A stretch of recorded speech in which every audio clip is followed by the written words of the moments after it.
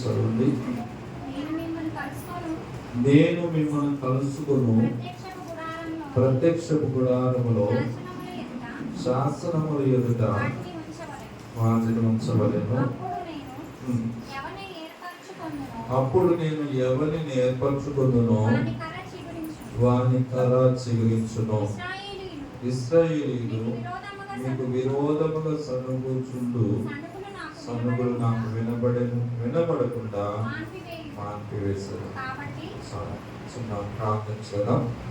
పరిశుద్ధుడా, ప్రేమ తండ్రి, ఈ వాక్యమును ప్రభు మరోసారి మేము తలంచుకోవడానికి తలపోసుకోవడానికి నీ యొక్క ఆలోచన మాకు దయచేయండి ప్రభు. దేవా, నన్ను కృపతో జ్ఞాపకం చేసుకోండి. కూడిన ప్రియ బిడ్డలందరినీ బట్టి వందనాలు చేస్తూ ఎవరికి ఏ మాట అవసరమో ఆ మాట ద్వారా మీ బిడ్డలు బలపరచమని మరొకసారి మీ కృపతో అప్పగించుకుంటూ దేవా, ఈ వాక్యమును ధ్యానించుకుంటుండగా వెనుకల చెవిని గ్రహించే మనసును మా ప్రియ బిడ్డలందరికీ దయచేయండి. నన్ను నీ కృపలో మరుగు చేసి మీ మాట నా నోట ఉంచుకొని సమస్తము నీ చేతులకు అప్పగిస్తూ ఏసైనా అడిగి వేడుకొచ్చున్నాను తండ్రి.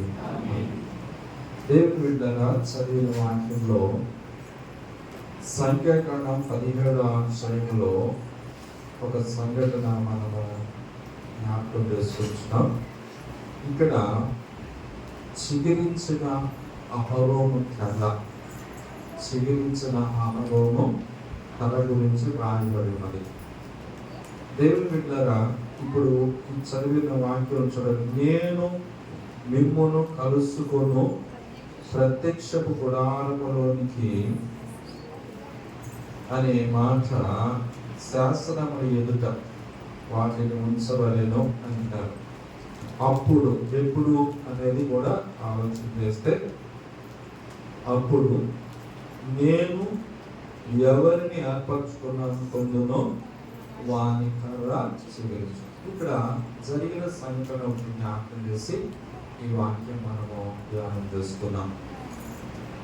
లేవి గోత్రంలో కోరాహు ఇంకా ఆయనతో పాటు కొంతమంది మోషేకును దైవజనుడైన అహరోనుకు విరోధముగా నిలిచారు. ఎవరు నిలిచారంటే వీళ్ళు కూడా లేవీయులే. లేచి మోషేకు వ్యతిరేకంగా మాట్లాడుతూ ఉంటే మోషే ఏమి చేయాల సాగిలు పడ్డాడట. కంటే దేవుడు కలగ చేసుకొని వారి మధ్యకు ఒక దిగులు పంపించాడు. దాని చేత చాలా మంది నశించుకోకుండా అహరోనును పరిగెత్తుకుని ధూపార్తిని మందిరంలో ఉన్న బలిపీఠం దగ్గర ధూపార్తిని తీసుకొని పరిగెత్తుకుని వెళ్ళు. ఆ దిగులు పాలెంలోనికి వచ్చి నాశనం చేయకుండా వెళ్ళి అడ్డుపడయ్యా అంటే అతడు పరిగెత్తుకుని వెళ్ళి చచ్చిన వారికి బ్రతుకు అంటే దిగులు చేస్తుంటే వీళ్ళకి మనిషిలో నిలబడ్డాడు. ఇది 16వ అధ్యాయం. నిలబడిగానే ఈ అహరోను ఆ ధూపార్తి పట్టుకున్నాడు కదా, అక్కడ రాకొచ్చిన దిగులు ఏమైపోయిందంటే ఆగిపోయింది. ఆమేన్, హల్లెలూయా. అంటే దేవుని పిల్లలు ఎలా ఉండాలంటే, మనము చచ్చిన వాళ్ళకని బ్రతికిన వాళ్ళకని ఒక మంచి వర్తిగా ఒక బాధగా మనం ఉండాలి. ఇంకా దిగులు ఆపగలిగిన రాకుండా, ప్రజల మీద రాకుండా, నశించుకోకుండా, కాబట్టి ఎంతోమంది నాశనం కాకుండా ఆపగలిగిన ఒక ఆత్మీయ గుణం కలిగిన వాడుగా మనం ఉండాలి. అహరోను ఏం చేస్తాడంటే అప్పుడు ఆ ధూపార్తిని పట్టుకోగానే ఆ దిగులతో దగ్గర 14,700 మంది అంటే ఏమైపోయారంటే చనిపోయారు. అప్పుడు యెహోవా మోషేను పిలిచేమన్నాడంటే, దేవుడి స్తోత్రం చెప్పండి, హల్లెలూయా, ఆమేన్, హల్లెలూయా. అక్కడ తెగులు రావడానికి కారణం ఏంటంటే వీళ్ళు దేవుడి మీద తిరుగుబాటు చేశారు. తర్వాత కొంతమంది నోరు తెరిచి భూమి నోరు తెరిచి కొంతమంది 250 మంది వేస్తే ఆ పక్షాన్ని వేడేం చేశారంటే తిరుగుబాటు చేస్తే అప్పుడు ఈ 14,700 మంది చనిపోయారు. ఇది వాస్తవం జరిగింది, అయిపోయింది. అప్పుడు వీళ్ళలో ఒక ఆలోచన ఉంది కదా, తరతరాలకి ఈ ఆలోచన ఉండకూడదని దేవుడే కలగ చేసుకుని ఈ 17వ అధ్యాయంలో మొదటి 8 వచనాల్లో ఒక సంఘటన మనం చదువుతున్నాం. దేవుని స్తోత్రం చెప్పండి. హల్లెలూయా. ఏంటి ఆ సంఘటన అంటే, దేవుడు మోషేని పిలిచి ఇలా చెప్పాడు అనమాట. ఏమంటాడంటే, మీరందరూ కూడా 12 గోత్రాల ఇశ్రాయేలీయులు ఉన్నారు కదా, 12 గోత్రాలలో ఇశ్రాయేలీయులందరూ ప్రధానులు, ఆ గోత్ర ప్రధానకర్తలు ఉంటారు కదా, వాళ్ళకి ఒక కర్ర తీసుకుని ఒక ప్రధానకర్త, ఆ ప్రధాని యొక్క ముఖ్యమైన వ్యక్తి యొక్క పేరు ఆ కర్ర మీద రాయండి అన్నాడు. అలాగనే అహరోను, లేవి గోత్రంలో నుండి అహరోను పేరు రాయండి అన్నాడు. స్తోత్రం. ఆ 12 కర్రలను తీసుకుని వచ్చి దేవుని మందిరములో, దేవుని సన్నిధిలో శాసనము కలిగిన మందసము ఎదుట, ప్రత్యక్ష గుడారంలో శాసనాలు కలిగిన శాసనముల ఎదుట ఆ కర్రను పెట్టాలి అని చెప్పాడండి. దేవుని స్తోత్రం. అక్కడ చక్కని మాట ఉంది, 4వ వచనం చూడండి. నేను మిమ్మును కలుసుకొను ప్రత్యక్ష గుడారములోనికి శాసనముల ఎదుట వాటిని ఉంచవలను. దేవుని స్తోత్రం. హల్లెలూయా. చాలా ప్రాముఖ్యమైన మాట మీకు జ్ఞాపకం చేస్తున్నాను. ఇశ్రాయేలీయుల మధ్యలో ఒక ప్రత్యక్ష గుడారం ఉంది, దానిలో ఒక మందసం ఉన్నది. ఆమేన్. హల్లెలూయా. దానిలో ఒక శాసనములు కలిగిన ఫలకలు ఉన్నవి, అంటే ఆజ్ఞలు ఉన్నవి.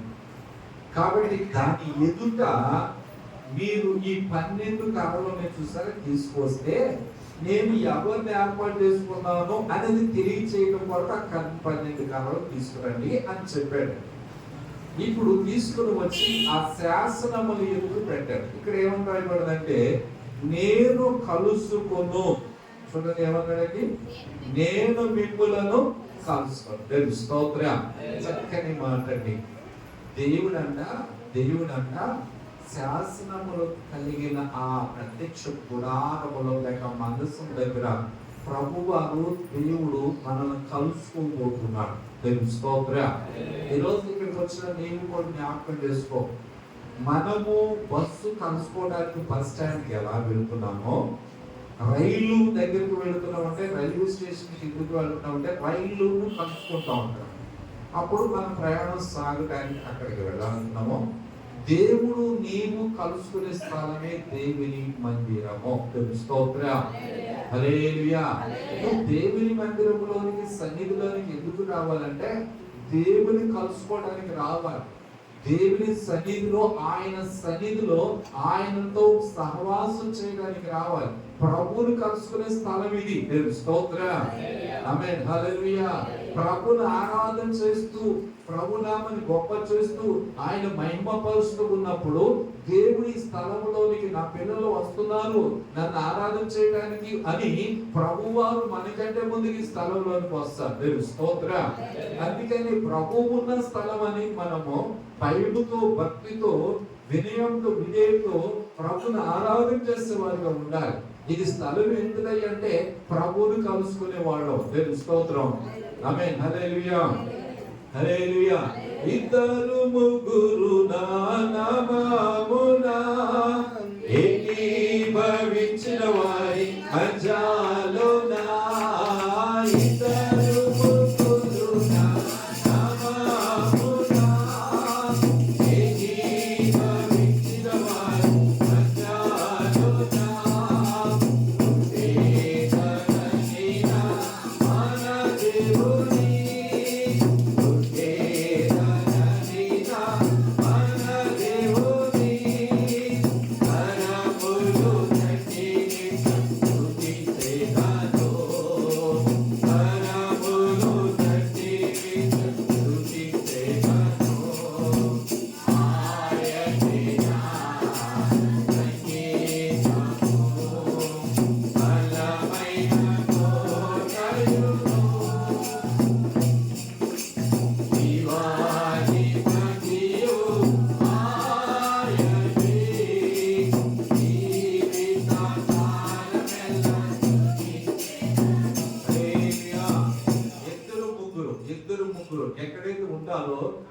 మధ్య ఉంటానన్న. అందుకని ఇంతకంటే ఎక్కువ మంది ఉన్నాం కదా, 2-3 కంటే ఎక్కువ మంది ఉన్నాం కదా, మన మధ్యలో ప్రభువారు ఉన్నారు. ఆయన పరిశుద్ధుడు, ఆయన సన్నిధి పరిశుద్ధమైనది కనుక ప్రభు కలుసుకునే స్థలం పరిశుద్ధమైన స్థలంలో ప్రభువారు ఉన్నారని ప్రభుని ఆరాధన చేస్తూ, ప్రభు నామాన్ని గొప్ప చేస్తూ, ప్రభుని మహిమపరిచే వారిగా మనము ఉండాలి. దేవుని స్తోత్రం చెప్తా. హల్లెలూయా, ఆమేన్, హల్లెలూయా. కనుక ప్రభు బిడ్డలారా జ్ఞాపకం చేసుకోండి, దేవుని కలుసుకోవడానికి మనం దేవుని మందిరానికి వస్తాం. కానీ కొంతమంది మందిరంలోకి వెళ్తారు కానీ ఇక్కడ ప్రభు ఉన్నారని వివేచనతో ప్రభు దగ్గరికి రావట్లా. కొన్ని సంఘాలు ఎలా ఉంటాయి అంటే తమ గొప్పతనాన్ని చూపించుకోవడానికి వెళుతూ ఉంటారు. కొన్ని సంఘాలలో ఏదో మన సమాజం వాళ్ళు వస్తున్నారు కనుక మనము వాళ్ళ యొక్క ఒకలాగా చెప్పాలంటే వారితో కలిసి మన యొక్క వాళ్ళ యొక్క గొప్పతనాన్ని లేకపోతే వాళ్ళ యొక్క స్థితిని చెప్పుకోవడానికి చూపించుకోవడానికి వెళ్తూ ఉంటారు. కానీ నేను దేవుని మందిరంలోనికి వచ్చేది ఎందుకంటే ప్రభుని ఆరాధన చేయడానికి. దేవుని స్తోత్రం, ఆమేన్, హల్లెలూయా. కొంతమంది ఏం చేస్తారంటే మా వాళ్ళందరూ అంటే మా ఉద్యోగస్తులందరూ ఈ స్థలంలోకి వస్తారు కనుక మంచి సంబంధాలు కుదురుతాయి అనే ఉద్దేశంతో వెళ్ళేవాళ్ళు కూడా ఉంటారు. అటువంటిది కాదు ఇది.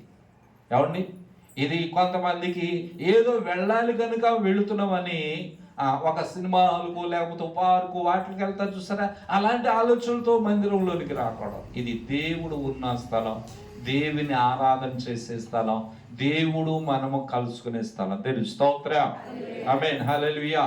ఒక విషయం జ్ఞాపకం చేసుకోండి, ఇక్కడ దేవుడు కలుసుకుంటున్నాడు కనుక ఇక్కడ ఒక చక్కని సంఘటన జరిగింది, అది జ్ఞాపకం చేస్తాం. దేవుడు అన్నాడు, ప్రభువారు అన్నారు, శాసనములు కలిగిన ఈ మందసము దగ్గర, శాసనాలు కలిగిన ఈ ప్రత్యక్ష గుడారంలో అక్కడికి తీసుకుని వచ్చి ఆ బలిపీఠం దగ్గర ఆ యొక్క మందసం దగ్గర శాసనాలు ఉంటాయి అన్నమాట. దేవుని స్తోత్రం. శాసనం అంటే దేవుని మాట, దేవుని వాక్కు, దేవుని పలుకులు అన్నమాట. దాని ఎదుట ఇప్పుడు ఇందాక చెప్పాను కదా, 12 గోత్రాలు. ఇశ్రాయేలీలు ఎంతమంది? అందరి గోత్రాలన్నీ కలిపి 12 కదా. 12 కర్రలు తీసుకుంటారండి అన్నారు. ఇప్పుడు ఆ కర్రలో జీవం లేదు, ఎండిపోయింది. ఒక చెట్టు నుండి అది నరకగానే అది ఏమైపోద్ది? రోజు రోజుకి ఎండిపోద్ది. చెట్టు నుండి వేరైన కర్ర ఏమైపోద్దండి? ఎండిపోయింది. ఎండిపోయిన కర్ర వాళ్ళ చేతిలో ఉన్నది కదా, ఆ కర్రలను తీసుకురండి అన్నాడు అనమాట. ఎండిపోయిన కర్ర, ఇది మన జీవితానికి సాదృశ్యం. మనము కూడా దేవుని పిల్లలుగా జ్ఞాపకం చేసుకోండి, ఎండిపోయిన బ్రతుకులు, ఎండిపోయిన జీవితం. కర్ర మనకు ఏమి నేర్పిస్తుందంటే, ఒకటి జ్ఞాపకం చేస్తున్నాను, కర్ర అధికారానికి గుర్తు. దేవుని స్తోత్రం. రాజ్యదండం అంటారు చూస్తారా, రాజ్యదండము, అధికారము, అధికారం. కర్ర శక్తినిచ్చేది అనమాట. అనగా మోషే చేతులు ఉన్న కర్ర ద్వారా ఎర్ర సముద్రాన్ని పాయలు చేశాడు. దేవుని స్తోత్రం. ఈ కర్రను పడవేయగానే ఏమైందండి? పాము అయిపోయింది. ఆమేన్, హల్లెలూయా. మరలా పట్టుకోగానే కర్ర అయిపోయింది. చూస్తారు, ఇట్లాగా ఈ కర్ర అన్నది దేవుడు వాడుకునే ఒక సాధనము, దానిలో బలము ఉన్నది. ఆమేన్, హల్లెలూయా. అంటే ఇప్పుడు బలహీనంగా ఉన్న వాళ్ళకు కర్ర సపోర్ట్ ఎలాగో అలాగనే ఇది. అలాగే ఈ కర్ర ఇంకొక మాట మనకు జ్ఞాపకం చేసే మాట ఏమంటే, ఈ కర్ర దేవుని వాగ్దానాలు కొరకు, దేవుని మాటకు సాదృశ్యంగా ఉన్నది. దేవుని స్తోత్రం, ఆమేన్, హల్లెలూయా. అంటే దేవుడి మీద ఆనుకుంటాం. యాకోబు ఏమండి ఆఖరి ప్రాయములో తన కర్ర మీద ఆనుకొని అనే వాక్యంలో రాయబడి ఉన్నది. దేవుని స్తోత్రం, ఆమేన్, హల్లెలూయా. దేవుని బిడ్డలారా, కాబట్టి దేవుని మీద, దేవుని వాక్యం మీద, మనం వాగ్దానం మీద ఆనుకోవడానికి సాదృశ్యం. దేవుని స్తోత్రం. రైట్, ఇప్పుడు చదువుకున్న వాక్యములో ఈ 12 కర్రలు, చెప్పండి ఎన్ని కర్రలు అండి ఇవన్నీ? 12 కర్రలలో ఒక కర్ర మీద ఎవరి పేరు ఉందంటే అహరోను పేరు ఉంది అనమాట. అలాగే 12 రూబేనుది, షిమియోనుది, తర్వాత ఇంకా దాని వీళ్ళందరూ ఉండే కదా, వాళ్ళు గోత్రకర్తల పేరు రాసేసారు అనమాట. వాళ్ళు రాస్తారు. అవన్నీ తీసుకుని వచ్చి ఎక్కడ పెట్టారంటే మందసము ఎదుట, శాసనము ఎదుట పెట్టారు. దేవుని స్తోత్రం. ఎక్కడ పెట్టారండి?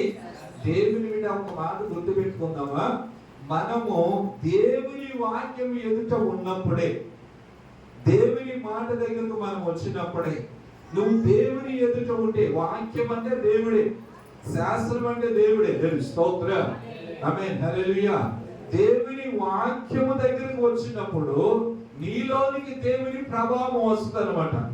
అందుకని ఇక్కడ రాయబడిన మాట ఒకసారి చూడండి, 4వ వచనములో, నేను మిమ్మల్ని కలుసుకుని ప్రత్యక్ష గుడారములోని శాస్త్రముల ఎదుట ఎక్కడ ఉంచమన్నాడని, అది మనం ఉంచాల్సింది ఎక్కడ?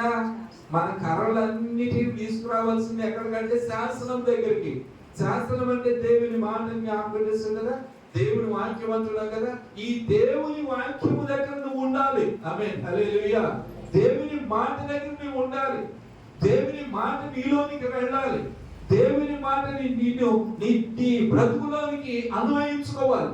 దేవుని మాట మనలోనికి వెళితే ఆ మాట మనలోనికి జీవాన్ని కలిగజేస్తుంది. దేవుని స్తోత్రం, ఆమేన్, హల్లెలూయా, ఆమేన్, హల్లెలూయా. నీ మాట జీవము గలదయ్యా యేసయ్యా, నీ మాట, నీ మాట జీవము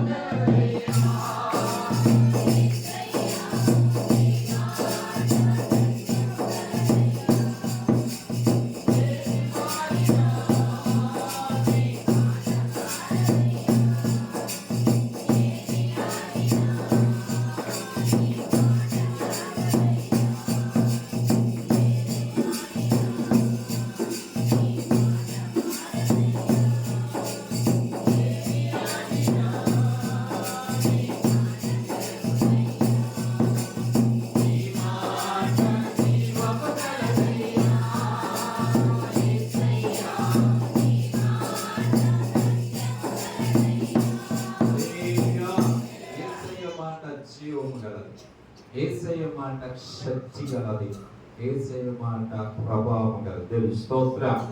కనుక దేవుడు ఏమంటున్నాడంటే, ప్రభు ఏమంటే, ఈ కర్రలన్నిటిని తీసుకురండి అన్నాడు. ఇప్పుడు ఆ కర్రలు అవన్నీ కూడా వట్టివే, అవి కూడా ఎండిపోయినవి. కాబట్టి ఆ కర్రలన్నీ ఏమైపోయినాయి? ఎండిపోయిన కర్రలు తీసుకుని వచ్చారు. ఎక్కడ పెట్టారంటే శాసనముల దగ్గర ఎదుట వాటిని ఉంచారు. అనగా మందిరములో వాటిని ఉంచారు. దేవుని స్తోత్రం. సన్నిధిలో వాటిని ఉంచారు. ఉంచగానే ఒక్క రాత్రి, ఆమేన్, హల్లెలూయా, ఒక్క రాత్రిలోనే ఆ కర్రలన్నీ ఏమైపోయినాయి అంటే, దేవుని ఎదుట ఉన్న వాటిలో 12 కర్రలు, ఒక కర్ర మాత్రమే చిగిరించి, హల్లెలూయా, అంటే ఒక కర్ర చిగిరించి పువ్వులు పూసి బాదం పండ్లు కలవాయను. దేవుని స్తోత్రం. ఎప్పుడు? ఒక 10 రోజులుగా, ఒక నెల రోజులుగా, ఒక సంవత్సరాలుగా మనం చెట్టేసామంటే, మనం చెట్టేసుకున్న ఒక విత్తనం వేసామనుకోండి, 10 సంవత్సరాలు అయి కాయ చెట్లు చాలా ఉంటాయి. ఆమేన్, హల్లెలూయా. దేవుని వీళ్ళని జ్ఞాపకం చేసి ఒక్క రాత్రి ఈ రోజు తీసుకొచ్చారు. ఆ రాత్రి దేవుని మందిరంలో సాయంత్రం తీసుకొచ్చారు, ప్రత్యక్ష గుడారములో తీసుకొచ్చారు, శాసనము కలిగిన బల్ల దగ్గర తీసుకొచ్చారు, ఆ ఆజ్ఞలో కలిగిన శాసనాల దగ్గర వాటిని నిలబెట్టారు, కట్టగట్టేసి అక్కడ ఉంచగా ఈ 12 కర్రల్లో ఒక కర్ర, స్తోత్రం, ఆ ఒక కర్ర ఏమైందో తెలుసా? దానిలోనికి జీవం వచ్చింది. ఆమేన్, హల్లెలూయా. దానిలోనికి ఏమొచ్చిందండి? చిగురు అనేది మనకి ఏమి నేర్పిస్తుంది? 12 కర్రలు ఒక కర్ర. ఆ కర్ర ఎవరిని చూస్తే అది అహరోను కర్ర. దేవుని స్తోత్రం. ఎవరి కర్ర అండి అది? అహరోను కర్ర.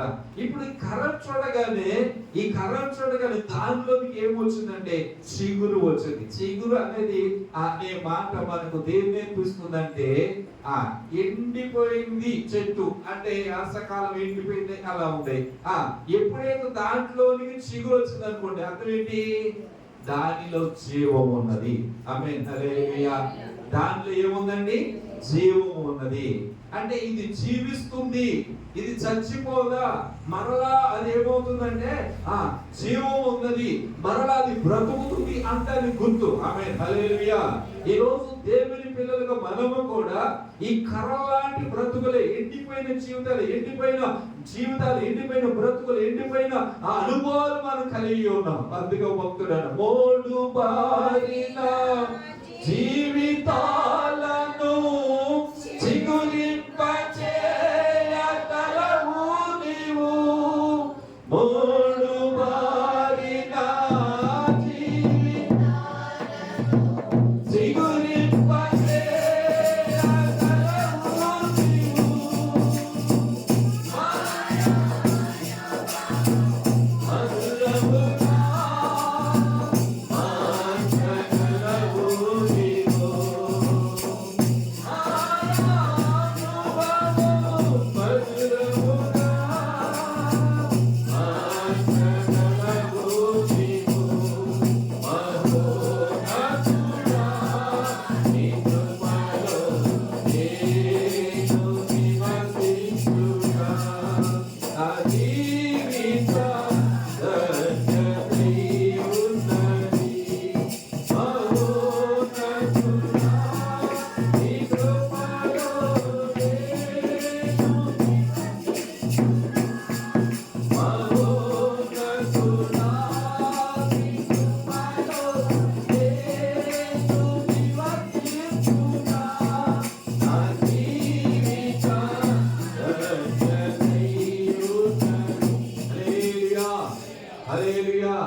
మూడు మారిపోయి, ఎండిపోయి, భూమిలో చీకిపోయి, ఇక దీనిలో జీవం లేదు, ఎందుకు పనికిరాదు, ముద్దైపోయింది అనుకుంటున్న జీవిత, అనుకుంటున్న బ్రతుకులు, అనుకుంటున్న మరణాలు, అనుకుంటున్న ఎవరైతే ఒకవేళ ఆత్మీయంగా నువ్వు ఎండిపోయిన జీవితంలో ఉన్నావా, ప్రార్థన ఎండిపోయిందా, పరిశుద్ధత ఎండిపోయిందా, దేవుడితో ఉండే సహవాసాన్ని ఎండిపోయినట్లుగా నీ హృదయంలో ఎండిపోయిన జీవితం ఉన్నట్లయితే, ఒకవేళ ఆర్థికంగా ఎండిపోయేమో, అంటే శారీరకంగా, భౌతికంగా, ఈ లోక సంబంధమైన ఏ ఆశీర్వాదం లేక, ఏ అభివృద్ధి లేక, ఏ విధమైన దీవెన, ఏ విధమైన మేలులు అనుభవించగా నా జీవితంలో ఏ ఆశలు లేవు, ఇక నా జీవితంలో ఫలింపబడే జీవితంలోనికి నేను రాలేను, నా బ్రతుకు ఎండిపోయింది అనుకుంటున్నా, ప్రతి బిడ్డతో ప్రభు చెప్తున్న మాట ఇది. స్తోత్రం, ఆమేన్, హల్లెలూయా. ఎండిపోయిన జీవితాలు నిజమే. ఆర్థికంగా కొంతమంది ఎండిపోతూ ఉంటారు, అంటే ఇక ఏమీ లేదు నా జీవితంలో, నిరాశ, ఏమీ లేదు, నేనేం పొందుకోలేను, ఏమి నా జీవితంలో జరగదు అనుకుంటా చూసారా, అటువంటి వారితో కూడా ప్రభు చెప్తూ ఉన్నాడు. దేవుని స్తోత్రం, ఆమేన్, హల్లెలూయా. ఈ రోజు అటువంటి జీవితంతో ఇక నాకు ఎండిపోయిన ఎముకలు కలిగిన లోయలు ప్రభు చూపిస్తున్నారు. మా ఆశలు ఏమైపోయినాయి అంటే అడుగట్టిపోయినవి, ఇక మా ఆశలు లేవు అని చెప్తూ ఉన్నప్పుడు, నరపుత్రుడా, ఈ ఎండిపోయిన ఎముకలు బ్రతకగలవా అంటే, నాకేం తెలుసయ్యా, ఈ అవధియో ఇవి ఎలాగా, అక్కడ ఒకటి పడి ఉన్న ఈ ఎముకల్లోకి ఎలాగా, నరపుత్రుడా, ఆ ఎముకల్లోనికి జీవాన్ని ప్రకటించు అన్నాడు. స్తోత్రం. ఆ జీవం ఎప్పుడైతే ప్రకటించారో, ఆ మాట ఎప్పుడైతే వెళ్ళిందో, ప్రభు నోట నుండి వచ్చిన మాట ఎండిపోయిన ఎముకల్లోనికి ఒక శబ్దం తీసుకొచ్చింది. స్తోత్రం. దేవుని బిడ్డలారా, ఇవన్నీ కలిసి ఒక సైన్యముగా బలపడినట్లుగా ఆ వాక్యం మనం జ్ఞాపకం చేస్తుంది. అలాగనే ఈ రోజు ప్రభు దగ్గరికి వచ్చిన మనం ఎండిపోయిన వారిగా ఉండవచ్చు, నీ ఆశలు ఎండిపోవచ్చు, కానీ దేవుని వాక్యం ఏమంటుందో తెలుసా, మరలా దేవుడు చిగురింపజేస్తాడు. దేవుని స్తోత్రం, ఆమేన్, హల్లెలూయా. నీ బ్రతుకును మరలా చిగురింపజేస్తాడు, మరలా ఆశలు పుట్టిస్తాడు. నాకింకా ఆశలు లేవనుకొనగా నా ఆశ నీవైతివే, ఆశలు తీర్చితివే, నలు దిశల నాతో భయమావరిప నా పక్షమందుంటివి.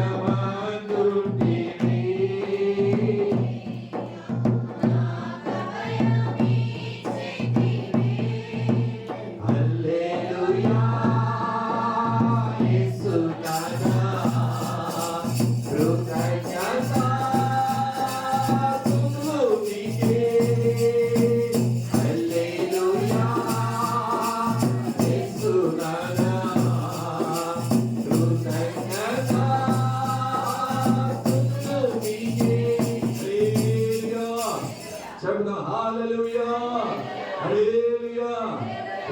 బిడ్డారా, నాకు ఇక ఆశలు లేవు, నా బ్రతుకులు ఏమి అనుభవించలేదు, పొందుకోలేదు అంటుంటే ప్రభు చెప్తున్న మాట, నీ జీవితంలో మరలా చిగురును దేవుడు కలిగి చేస్తాడు. దేవుని స్తోత్రం.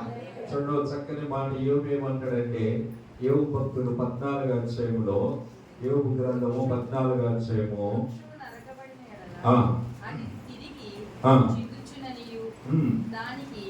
యోబు గ్రంథము 14:7 వచనం, వృక్షము నరకబడిన తరువాత అది తిరిగి చిగుర్చుననియు దాని లేత కొమ్మలు వేయుననియు నమ్మకం కలదు.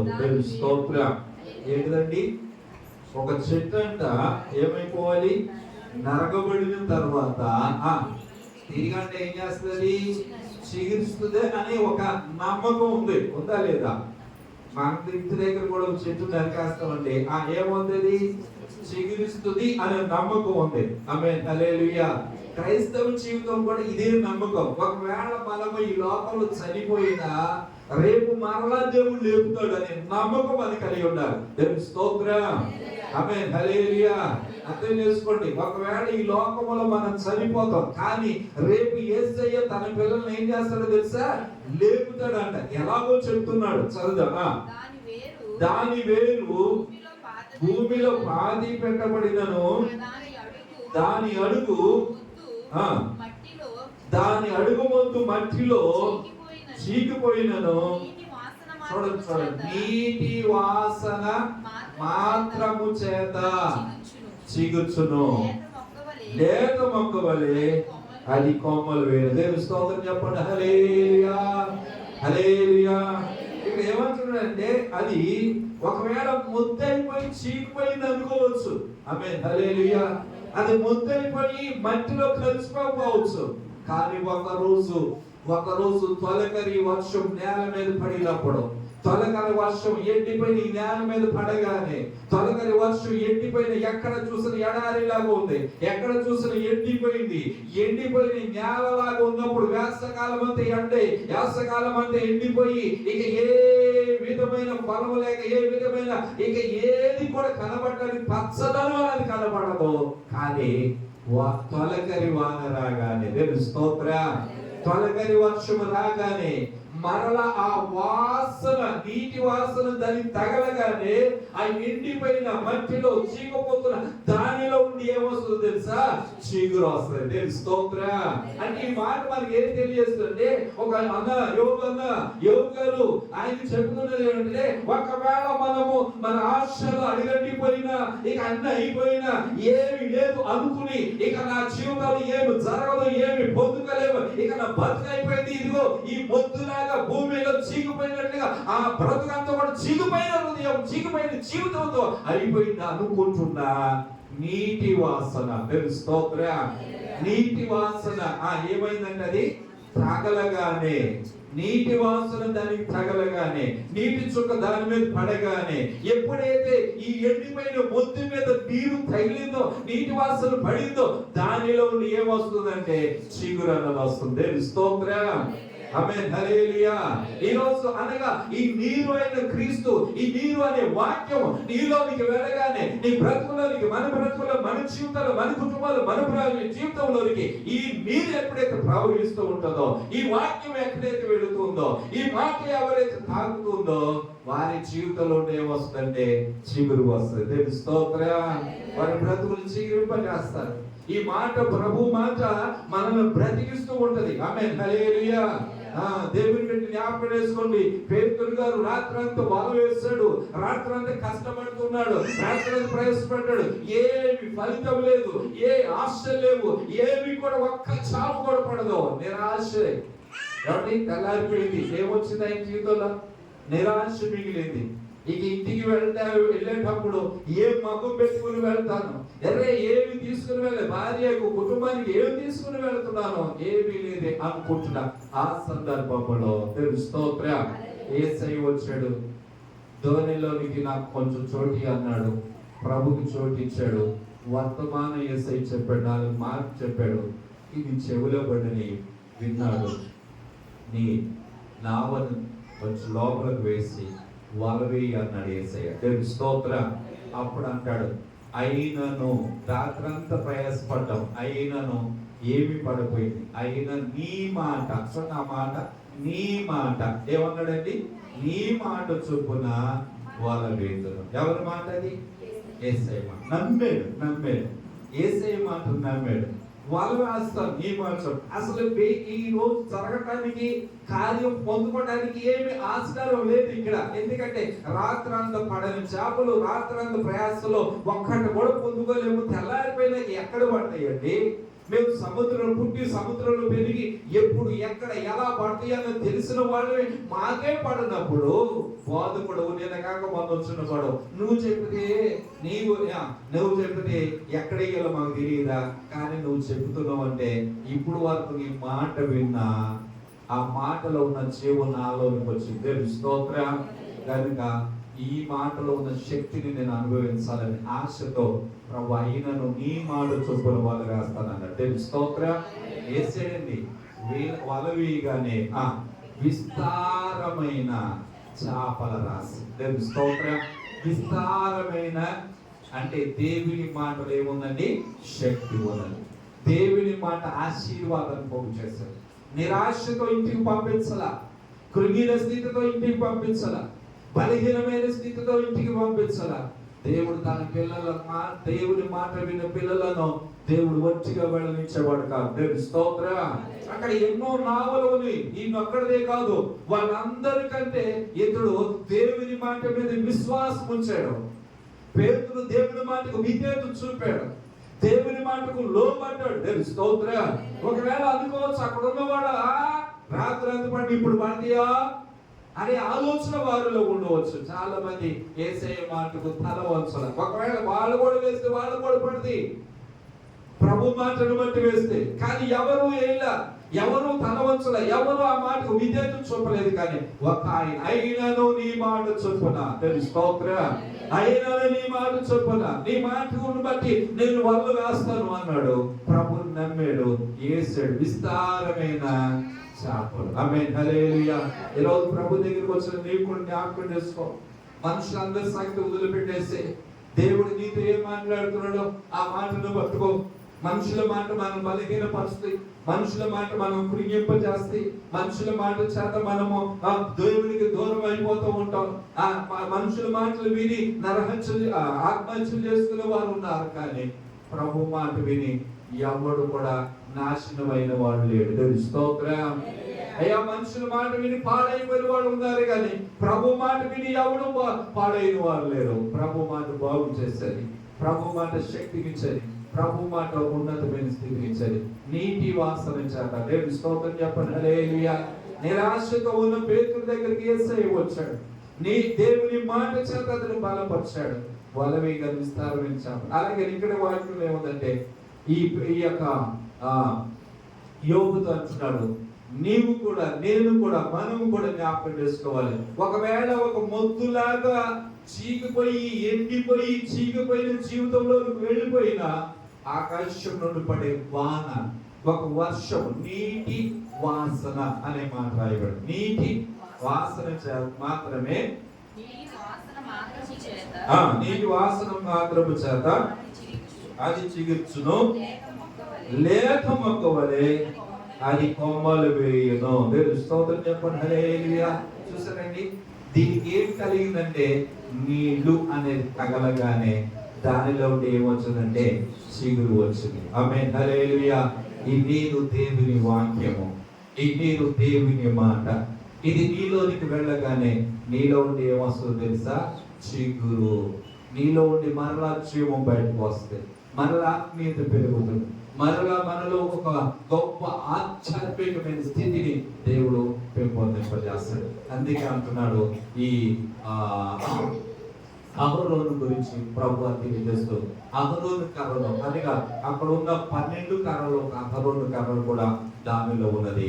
అయితే ఈ కర్ర అంట ఏమైందంటే ఒక్క రాత్రిలోనే, దేవుని స్తోత్రం, ఆమేన్, హల్లెలూయా, ఒక్క రాత్రిలోనే, ఎన్నో సంవత్సరాలు కాదండి, ఒక్క రాత్రిలోనే. ఇది మనుషులకు అసాధ్యం. ఏమండి, మనం పెట్టిన కర్ర ఒక్క రాత్రిలోనే ఏం చేసిందంటే చిగురు వచ్చింది. ఆమేన్ హల్లెలూయా. ఒక రాత్రిలో ఏమొచ్చిందండి? చీకటి వచ్చింది. రెండోది ఏమొచ్చింది? పువ్వులు పూసింది. దేవుని స్తోత్రం చెప్పండి హల్లెలూయా. ఒక రాత్రిలో ఇవన్నీ జరుగుతూ ఉన్నాయి. దేవుని బిడ్డ జ్ఞాపకం చేసుకో. ఒకటి చిగురు చెప్పండి. ఒకటి ఏమిటిది? చిగురు. అలాగే మనము కూడా చిగురించే ఆత్మీయ అనుభవంలోనికి రావాలి. ఆ ఆత్మీయతలోనికి రావాలి అంటే చిగురించాలి. అంటే ఈ రోజు మనలోనికి ఏమి రావాలి చెప్పండి? చిగురు అంటే జీవం రావాలి.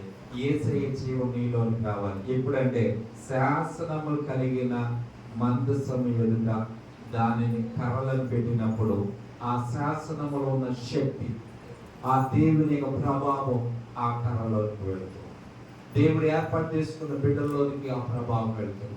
కనుక దేవుని బిడ్డల చిగురు వచ్చింది. ఒకటేదండి చిగురు. చాలా మంది జీవితాలలో చిగురు అనేది లేక ఇంటిపోయినట్లుగా ఉన్నాం.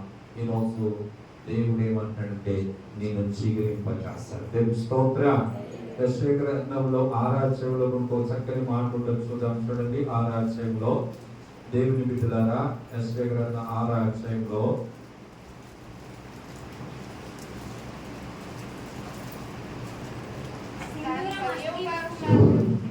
చూడండి 13వ వచనం చదువుదాం. దాని 10వ భాగం మాత్రం విడవబడినను అదియు నాశనమగును. సింధూర మస్తకి వృక్షము నరకబడిన తర్వాత అది మిగిలిన మొద్దువలె ఉండును. అట్టి మొద్దులో నుండి చూసారా? అట్టి మొద్దులో నుండి ఏమొస్తుందండి? పరిశుద్ధమైన చిగురు. దేవుని స్తోత్రం. సింధూర వృక్షము నరకబడిన తర్వాత భూమి మీద అది మిగిలిపోవడం. ఇది యేసు ప్రభువారి యొక్క కార్యముల గురించి తెలియజేస్తున్నారు. దేవుని స్తోత్రం. ఆమేన్ హల్లెలూయా. యేసు ప్రభువారి యొక్క శిలువ కార్యాల గురించి మనం జ్ఞాపకం చేస్తాం. అది నరకబడింది, ముద్దైపోయింది, కొట్టేశారు, విడిచిపెట్టేశారు. కానీ దానిలో ఏమొస్తుందో తెలుసా? చిగురు అన్న అలా అని దానిని పునరుత్థాన శక్తికి సాదృశ్యం. అలాగే మీ జీవితంలో కూడా ఒక ఎండిపోయినట్లు ఉంటే యేసయ్య ఏం చేయబోతున్నాడంటే మరలా చిగురింప చేయబోతున్నాడు. దేవుని స్తోత్రం. నీలో పరిశుద్ధమైన చిగురు దేవుడు పుట్టిస్తూ ఉన్నాడు. ఆమేన్ హల్లెలూయా. ఆమేన్ హల్లెలూయా. మనలో కొన్ని రకాలైన చిగురులు ఉంటాయి. నేను ఇవన్నీ చెప్పట్లేదు కానీ ఒకటి జ్ఞాపకం చేస్తాను. యెహెజ్కేలు గ్రంథం చూడండి. పరిశుద్ధ గ్రంథంలో యెహెజ్కేలు గ్రంథము మనుషుల్లో అంటే ఉండే ఒక చిగురు గురించి ఒక్క మాట జ్ఞాపకం చేస్తాను. దేవుని బిడ్డలారా, యెహెజ్కేలు గ్రంథము 7వ అధ్యాయం 10వ వాక్యం ఒకసారి చూడండి. ఇదిగో ఇదే ఆ దినము, అది వచ్చే ఉన్నది, ఆ దుర్దినము ఉదయించుతున్నది, ఆ దండము పూచి ఉన్నది. ఏంటంటే దండం అంటే ఏం చేసింది? పూసింది. గర్వం చీకరిస్తున్నారు. ఇది భక్తిహీనుల గురించి, దేవుని ఎరగని వారి గురించి ప్రభువు చెప్తూ ఉన్నారు. అసలు మనలో చీకరించవలసిన పరిశుద్ధమైన చీకరైతే ఇక్కడేమన్నాడు తెలుసా? ఇక్కడేమన్నాడంటే ఆ దండం అంట పూసిందంట. అంటే ఆ కర్ర పూసింది, కానీ అది ఏం చీకరిస్తుందంటే గర్వము. చెప్పండి, ఏమొచ్చిందండి? గర్వం. చాలా మందిలో గర్వం, అహంకారం అనేది పోస్తూ ఉంటాయి. అహంకారమైన మనస్సు, అహంకారమైనది అంటే నీవు నాశనం అయిపోవడానికి ముందు అది అంటే నీ వెనకాల ఏమొస్తుందో జ్ఞాపకం చేసుకో. నీ ముందు గర్వం నడుస్తుందంటే, గర్వపడుతున్నామంటే నీ వెనకాల నాశనం పొంచి ఉందని గుర్తు చేసుకోవాలి. కనుక దేవుని బిడ్డలారా, మనం గర్వం అనేది మనలో ఏమవకూడదంటే ఆ గర్వాన్ని చీకరించకూడదు, కానీ పరిశుద్ధమైన చిగురు అన్నది మనలో రావాలి. దేవుని స్తోత్రం. ఆమేన్ హల్లెలూయా. ఆమేన్ హల్లెలూయా. కాబట్టి ఈ రోజు మనం నేర్చుకునే మాటల్లో ఉన్న భావం ఏంటంటే, దేవుని బిడ్డలారా, అహరోను కర్రలో నుండి ఏమొచ్చిందంటే చిగురు వచ్చింది. నీలో నుండి నాలో నుండి కూడా ఏమి రావాలంటే చిగురు అనగా జీవం రావాలి. ఇంటిపోయినట్లుగా ఉండకూడదు. ప్రార్థన పరిశుద్ధత ఇంటిపోకూడదు. మరలా మనలో చిగురించబడాలి. దేవుని స్తోత్రం. ఆమేన్ హల్లెలూయా. చిగురించమనే అహంకారంతో కాదు. ఆమేన్ హల్లెలూయా. చిగురించమంటే అతిశయంతో కాదు, గర్వంతో చిగురించడం కాదు. దేవుడి దగ్గర మనం ఎంత ఎదుగుతున్నా ఒదిగి ఉండేదగ్గరగా ఉండాలి. దేవుని స్తోత్రం చెప్పండి. హల్లెలూయా. కాబట్టి ఈ రోజు జ్ఞాపకం చేసుకోండి. అహరోను కర్ర గురించి మనం కొద్ది మాటలో తలంచుకుందాం, జ్ఞానం చేసుకుందాం. అక్కడ ఏమని రాయబడిందంటే, శాసనం ఎదుట పెట్టబడిన ఈ కర్ర మీదకి, కర్రలోనికి, అహరోను కర్రలోని కంటే ఏమొచ్చిందండి? చిగురు వచ్చింది. ఒకటి. దేవుని స్తోత్రం. రెండు, అది పువ్వులు పూసిందంట. చెప్పండి, ఏం చేసిందండి? పువ్వులు పూసింది. ఆమేన్. హల్లెలూయా. పువ్వు దేనికి సాదృశ్యంగా ఉందంటే ఆకర్షించుటకు, ఆకర్షణ. దేవుని స్తోత్రం. పువ్వు అనేది అందము. ఆమేన్. హల్లెలూయా. అందానికి సాదృశ్యం. పువ్వు అనేది అనేకులు ఏం చేస్తారంటే, మనం వెళుతూ పువ్వులు పూసుకుని అనుకోండి, దానికి వెళ్ళేవాళ్ళు ఏం చేస్తాం? దాన్ని తాకుండా వెళ్ళవు. అర్థమైందా? వెళ్ళేవాళ్ళు మీరు కాదు కదా, ఏదో ఒక రీతిగా దాన్ని ఏం చేస్తారంటే ముట్టుకోవాలి, తాకాలి. ఎందుకో తెలుసా? దానికి ఉంది. ఏంటిదో తెలుసా? ఆకర్షణ. స్తోత్రం. ఆమేన్. హల్లెలూయా. యేసయ్య దేవుని పిల్లలుగా నిన్ను నన్ను లోకానికి ఒక ఆకర్షణగా ఉన్నాడు. దేవుడు లోకానికి ఆకర్షించాడు. ఇనుము అయస్కాంతం ఇనుమును ఆకర్షించినట్టుగా పాపిని పరిశుద్ధుడు ఆకర్షించాడు. దేవుని స్తోత్రం. అలాగనే దేవుడి బిడ్డలమైన మనము కూడా లోకములో, పాపములో చెడిపోయిన వారిని ప్రభువు దగ్గరకు ఆకర్షించే ఒక ఆకర్షణీయమైన వ్యక్తిగా నీవు ఉండాలి. ఒక సొగసైన వ్యక్తిగా నీవు ఉండాలి. దేవుని యొక్క సొగసు, దేవుని యొక్క అందం, ఈ లోక సంబంధమైన అందం గురించి చెప్పట్లేదు, కానీ దేవుని యొక్క సొగసును మనం కలిగి ఉండాలి. దేవుని స్తోత్రం. హల్లెలూయా. దాన్ని ఏమంటారంటే పరిమళించునే నా సాక్ష జీవితమే పరిశుద్ధాత్ముడు నన్ను పరిమళించునే నా సాక్ష జీవితమే పరిశుద్ధాత్ముడు నన్ను నడిపించు.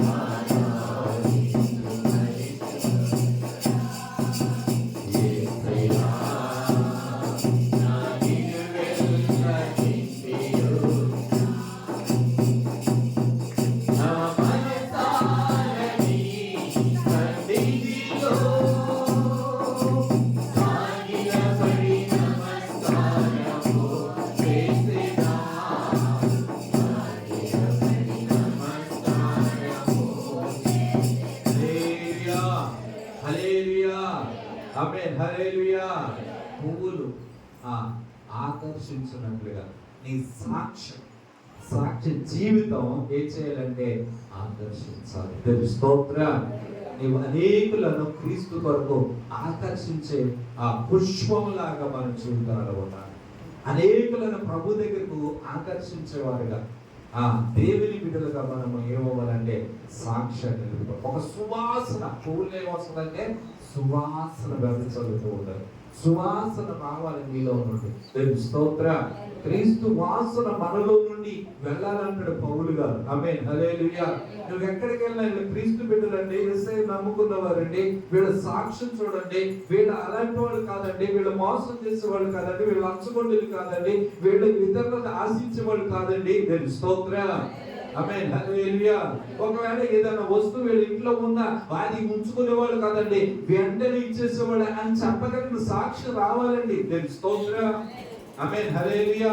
నీ సువాసన ఏమవుతుందంటే వ్యాపిస్తూ ఉంటుంది అనమాట. నీలో ఉన్న సువాసన వెళ్ళాలి. అందరూ అటువంటి వాడు కాదు. ఒక భక్తి కలిగిన వారు, వారి పరిశుద్ధులు, దేవుడితో సహవాసం చేసే బిడ్డలు కనుక వీళ్ళు ఆత్మీయులు అనే సాక్ష్యం నీలో మన సమాజానికి వెళ్ళాలి. దేవుని స్తోత్రం. ఆమేన్ హల్లెలూయా. నీలో ఆ సువాసన ఉంటే ఆ సువాసన పక్కకు వెళ్ళాలి. ఆమేన్ హల్లెలూయా. చికెన్ కూర వండుతున్నాను అనుకోండి, ఏం చేస్తుంది అంటే 2 రోజులు 2 బజార్లు దాటిపోతాయి. ఆమేన్ హల్లెలూయా. అక్కడ ఎండి చేపలు ఉన్నాయి అనుకోండి, ఆ వాసన కూడా వెళ్ళదు. ఆమేన్ హల్లెలూయా. ఎండిపోయింది చచ్చిన చేపలు ఉన్నాయి అనుకోండి, అవి అంది సువాసన. అది మురికి వాసన, కంపు. కొందరు సువాసనగా ఉంటారు, కొందరు మురికి వాసనగా ఉంటారు. కనుక ప్రభు బిడ్డలారా, మన నోరు, మన మాట, మన పలుకులు, మన జీవితం, మన ప్రవర్తన ఒక సువాసనగా మార్చబడాలి. దేవుని స్తోత్రం. ఇది జ్ఞాపకం చేస్తుంది. చూడండి, అహరోను కర్రలో ఒకటి చిగిరించింది. అంటే ఇప్పుడు వారికి ఎండిపోయింది, ఇప్పుడు వారికి దాంట్లో జీవం లేదు. ఎండిపోయిన కర్ర ప్రభు దగ్గరికి రాగానే చిగురు వచ్చింది. దేవుని స్తోత్రం. రెండవది ఏంటంటే దానిలో ఉండి పూలు వచ్చినాయి, పుష్పాలు వస్తున్నాయి. దేవుని స్తోత్రం. ఆమేన్ హల్లెలూయా. మూడవదంట అదేమైందంటే పండ్లు, బాదం పండ్లు ఆయనో. దేవుని స్తోత్రం. ఫలాలు ఇస్తూ ఉన్నది, ఫలాలు ఇస్తూ ఉన్నది. మందిరంలోకి వస్తున్న మనము ఈ అహరోను కర్ర లాంటి జీవితం మనం కలిగి ఉండాలి. ఏమి నేర్పిస్తుందంటే ఫలములు కలిగిన సంఘం, ఫలాలు కలిగిన వారిగా ఉండాలి. బైబిల్ ఏమంటుందంటే, దేవుని వాక్యం, నీవు నేను ప్రభుకు ఫలాలు కలిగిన చెట్టులాగా ఉండాలి. దేవుని స్తోత్రం చెప్పండి. హల్లెలూయా, హల్లెలూయా. బైబిల్ గ్రంథంలో చాలా ఫలాలు ఉన్నాయి, చాలా ఫలాలు ఉన్నాయి. దాంట్లో ఒకటి ఆత్మ ఫలం. చెప్పండి, ఆత్మ ఫలం.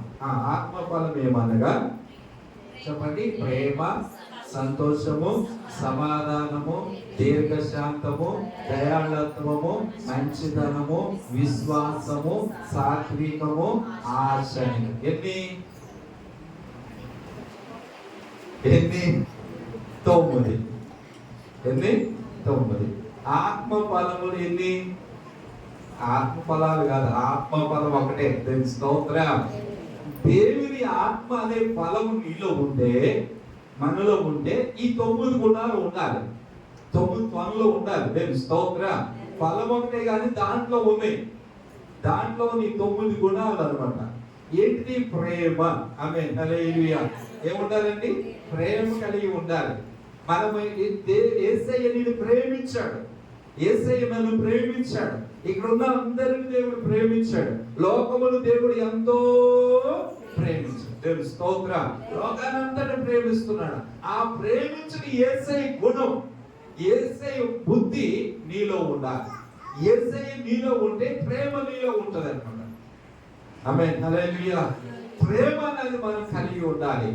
దేవుని బిడ్డ జ్ఞాపకం చేసుకుని, ప్రేమ లేని వాడు ఒకవేళ భాషలతో మాట్లాడినా అంటాడు కదా, ఏమంటాడండి అక్కడ? ఏమంటాడండి? దేవదూతాల భాషలతో మాట్లాడినను అంటాడు. ఏమండి? దేవదూతలతో భాషలతో మాట్లాడినా, మనుషుల భాషలతో మాట్లాడినా, ప్రేమ లేని వాడైతే ఎటువంటి వాడో తెలుసా? వ్యర్థుడే. ఎన్ని చేసిన, ఒకవేళ నీ శరీరం అంతా కాల్చడానికి చేసిన, ప్రేమ లేకపోతే వ్యర్థమే. కనుక దేవుడు నీ నుండి కోరేది ఏంటంటే ప్రేమ మనలో ఉండాలి. యేసయ్య ప్రేమ. యేసయ్య పరలోక రాజ్యాన్ని నుంచి ఈ లోకంలోకి వచ్చాడు. ఎందుకు తెలుసా? నిన్ను ప్రేమించాడు కనుక, నన్ను ప్రేమించాడు కనుక. ఒక భక్తుడు అంటాడు అనమాట, దేవుడు అంట భూమి మీద నువ్వు ఒక్కడిగా ఉన్నావు అనుకో, ఆ ఒక్కడి కొరకంట పరలోక రాజ్యాన్ని విడిచిపెట్టి ఆ ఒక్కడి కొరకు ప్రాణం పెడతానికి ఆయన వస్తాడు అన్నాడు. దేవుని స్తోత్రం. ఆమేన్ హల్లెలూయా. ఆ నువ్వు ఒక్కడమే ఉన్నావు భూమి మీద. ఆ కోతుకొని ఒక్కడు అని అనుకోలే. 99 గొర్రెల నుంచి ఒక్కదాని కోసం పోతే 99 ఉన్నాయి కదా, ఈ ఒక్కడ పోతే ఏంటి అనుకున్నాడా? అనుకోలే. ఆమేన్ హల్లెలూయా. అనుకోకుండా వాటి ఈ 99కి ఎలాగో వాటికంటే వెళ్ళిపోయిన, లేకపోతే ఆ దూరం అయిపోయిన దానిని కూడా వెతికి తెచ్చుకోవాలని అంత ప్రేమను దేవుడు చూపాడు. దేవుని స్తోత్రం. ఈ రోజు నువ్వు ఒక్కడి కోసం దేవుడు ప్రాణం పెట్టడానికి, ఆయన దిగి వచ్చాడు. ఆమేన్, హల్లెలూయా. అది యేసయ్య ప్రేమ. ఈరోజు ప్రభు బిడ్డలుగా దేవుని పిల్లలందరూ కూడా జ్ఞాపకం చేసుకోవాలి. నిజంగా నీవు యేసు ప్రభు వారు ఒక మాట చెప్పాడు ఏమంటే, యోహాను సువార్త 3:16 ప్రకారం ఏమంటే దేవుడు లోకమును ఎంతో ప్రేమించాడు. అదే యోహాను భక్తుడు యోహాను 3:16 పత్రికలు ఏమంటాడంటే, దేవుడు నిన్ను ఎలా ప్రేమించాడు, నీవు కూడా ఇతరుల కొరకు ప్రాణం పెట్టబద్దుడు అయి ఉన్నావు అంటాడు. తెలుసు స్తోత్రం. యేసయ్య యోహాను 3:16 మన కొరకు ప్రాణం పెట్టడానికి ఆయన వచ్చాడు. యోహాను సువార్త 1వ పత్రిక 3:16 చదువు. ఆయన మన నిమిత్తము ప్రాణం పెట్టిన కనుక దీని వలన మనము కూడా యేసయ్య ఎలా ప్రాణం పెట్టాడు, యేసయ్య ఎలా నీ కొరకు రక్తం దారిపోస్తాడు, యేసయ్య ఎలా సిలువలో నీ కొరకు మహాశ్రమలు అనుభవించాడు, అవమానం భరించాడు, నిందలు భరించాడు, తృణీకరణ అనుభవించాడు. అలాగే నీవు కూడా యేసయ్యలాగా మనము కూడా దేవుడు కొరకు మన ప్రాణాన్ని పెట్టేవారుగా ఉండాలి. తెలుసు స్తోత్రం. ప్రాణాన్ని ప్రేమించడం కదా, ప్రభు కొరకు నీ జీవితాన్ని త్యాగం చేసేవాడుగా ఉండాలి. తెలుసు స్తోత్రం. నీవేలా యేసయ్య నీ కొరకు ఎలా త్యాగం చేశాడో నీవు కూడా ఆయన బిడ్డవైతే, ఆయన ప్రేమిస్తున్న వ్యక్తివైతే నీ ప్రాణాన్ని సహా దేవుడి కొరకు ఇవ్వగలిగినట్లుగా యేసయ్యను ప్రేమించే గుణము, ఇతరులను ప్రేమించే గుణం మనం కలిగి ఉండాలని ఈ వచనాలు మనకు జ్ఞాపకం చేస్తున్నాయి. తెలుసు స్తోత్రం. ఇది ఆత్మ ఫలం. ఆమేన్, హల్లెలూయా. ఏ ఫలం అండి ఇది? ఆత్మ ఫలములో 1 ప్రేమ, 2 సంతోషం, 3 సమాధానం. తెలుసు స్తోత్రం. ఆమేన్, హల్లెలూయా. ఇవి యేసయ్య గుణాలు, ఇవి యేసయ్య గుణాలు, ఇవి నీలో ఉండాలి. ఆ యేసయ్య గుణ లక్షణాలన్నీ మనలో ఉండాలి. ప్రేమ, సంతోషము, సమాధానం, దీర్ఘశాంతము, దయాళత్వము, మంచితనము. కాబట్టి ఇవి నీ యొక్క జీవితంలో దేవుని యొక్క దీర్ఘశాంతం మనం కలిగి, మనము కూడా ఇతరుల యొక్క ఆ దీర్ఘశాంతం మనం కలిగి ఉంటాం. దేవుని స్తోత్రం. ఆమేన్, హల్లెలూయా. దేవుడి గుణాలేమో మనలోనికి రావాలి. చెప్పండి, దేవుడి గుణాలేమో మనలోనికి రావాలి. మనం తర్వాత మనం ఇతరుల కంట అటువంటి గుణాలు చూపించాలి. ఏమి? దీర్ఘశాంతము, దయాళత్వము, మంచితనం. ఎవరికి? పక్కనోడికి, అంటే మన ఇరుగు పొరుగు వారికి ఏం చూపించాలి? దీర్ఘశాంతం చూపించాలి, మంచితనం, దయాళత్వం చూపించాలి, మంచితనము ఇది చూపించాలి. దేవుని స్తోత్రం. ఆఖరిగా విశ్వాసము, సాత్వికము, ఇవి నీవు. దేవుని స్తోత్రం. అర్థమైందా? ఎవరికి ఇవి? మనకి. 3 దేవుడి. అర్థమైంది? ప్రేమ, సంతోషం, సమాధానం. ప్రేమ, సంతోషం, ఇది దేవుడు కూడా. దేవుడి దగ్గర మనము ఇవి. ఇప్పుడు దేవుడితో మనం సమాధానం, సంతోషం, దేవుడితో మనం ప్రేమ కలిగి ఉండాలి. దేవుని స్తోత్రం. యేసయ్యను నువ్వు ప్రేమిస్తున్నావు అంటే క్రియలో కనిపించాలి. యేసయ్యను ప్రేమిస్తున్నావు అంటారు. 2 సంతోషం. చూడండి, ప్రభువు నీలో ఉంటే దేవుని యొక్క సంతోషము, దేవుని సంతోష పెట్టే వారిలో కూడా మేము ఉంటాం. ఆమేన్, హల్లెలూయా. కాబట్టి దేవుని బిడ్డారు. 3వది అంటే సమాధానం. దేవుడికి నీకు మంచి ఏమైనా ఉండాలంటే ఈ దేవుడి గుణాలు మనలోకి రావాలి. ఆమేన్, హల్లెలూయా. అవి వచ్చిన తర్వాత నువ్వేం చేయాలి? ఇతరులు దీర్ఘశాంతము చూపించాలి. ఎవరన్నా మాట్లాడారు, 10 మాట్లాడాలి. అది దీర్ఘశాంతం. దేవుని స్తోత్రం. ఎవరన్నా దెబ్బేసారనుకోండి, 20 దెబ్బలు. దేవుని స్తోత్రం. ఒకటానికి ఊరికి మనలో కోపం వచ్చేయాలి. అలాంటి దీర్ఘశాంతం. దేవుని స్తోత్రం. దయాళత్వం. ఏంటంటే దయ చూపాలి, ఇతరుల యొక్క దయ చూపించాలి, ఆ మంచితనం, ఇది ఫలించాలి ఆత్మ.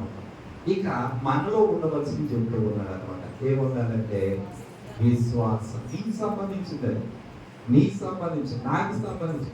విశ్వాసం అన్నది మనలో ఉండాలి. మన విశ్వాసం యేసయ్య నేను భూమి మీద విశ్వాసం కనుగొందునా అంటాడు అనమాట. నీలో విశ్వాసం అన్నది, నీ విశ్వాసం నిన్ను రక్షిస్తుంది. స్తోత్రం, ఆమేన్, హల్లెలూయా.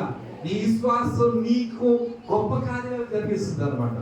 మన విశ్వాసాన్ని బట్టి, ఆమేన్, హల్లెలూయా, మన విశ్వాసాన్ని బట్టి, అమ్మా విశ్వాసము గల దానివే వీళ్ళు అన్నాడు. దేవుని స్తోత్రం. కాబట్టి విశ్వాసము ద్వారా కార్యాలు జరగదు.